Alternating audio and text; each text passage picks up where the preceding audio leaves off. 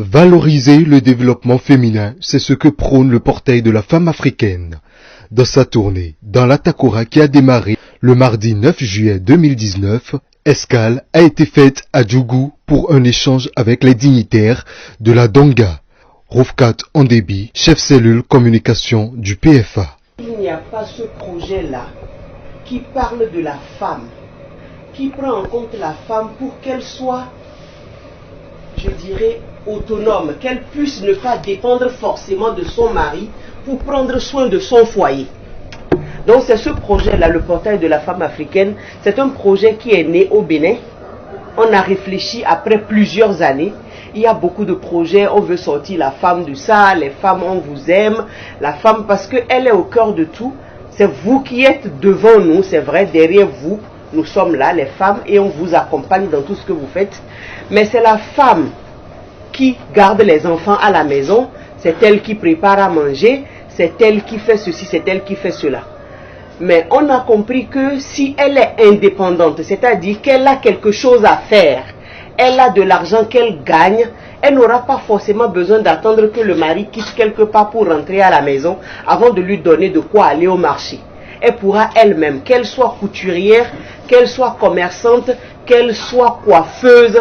Ce projet prend en compte toutes les femmes du Bénin dans toutes les communes et puis au Mali, au Burkina, au Togo, un peu partout, et les Africaines qui sont de l'autre côté de l'Europe. Sur un autre volet, le portail de la femme africaine pense aussi aux jeunes filles. Finir sa formation et ne pas trouver d'issue est une question assez préoccupante pour ces femmes. Comment réussir à parvenir à une porte de sortie? Marlise Abattant, coordonnatrice nationale du PFA.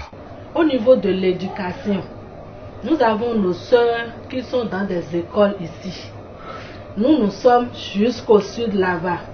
Il y a des sous-projets dans ce gros projet portail de la femme africaine. Quand nous prenons l'éducation de nos jeunes filles, il y a des filles qui travaillent très bien, qui sont dans la Donga, mais qui ne sont jamais peut-être allées à Cotonou, à Boycon, dans le sud là-bas. Ce projet peut identifier ces filles-là qui travaillent dans ces écoles pour être des représentantes de projet portail de la femme africaine, des filles que nous suivons. Et après, quand elles finissent l'école, nous leur donnons Jean bourse pour aller vers des familles à Cotonou, pour rester en famille et voir comment ça se passe aussi dans les autres départements. Content de cette initiative, la dizaine de dignitaires présents à cette rencontre a donné sa bénédiction sur ce projet et ceux-ci disent être prêts à accompagner ces braves dames dans la réussite de ce projet. Petomiko d'Assis, roi de Djougou. Tel que la Takora est déjà choisi, je pense que peut-être la Takora a été déjà prévu à être informé de ce projet. C'est pourquoi la Takora vous a accueilli et vous a mis vers la Tétémoune. Merci. À Takora, donc, nous sommes les mêmes. Parce que tel qu'on l'a appris maintenant, nous ici, nous pensons que par la volonté de Dieu, Allah, nous-mêmes, nous serons avec.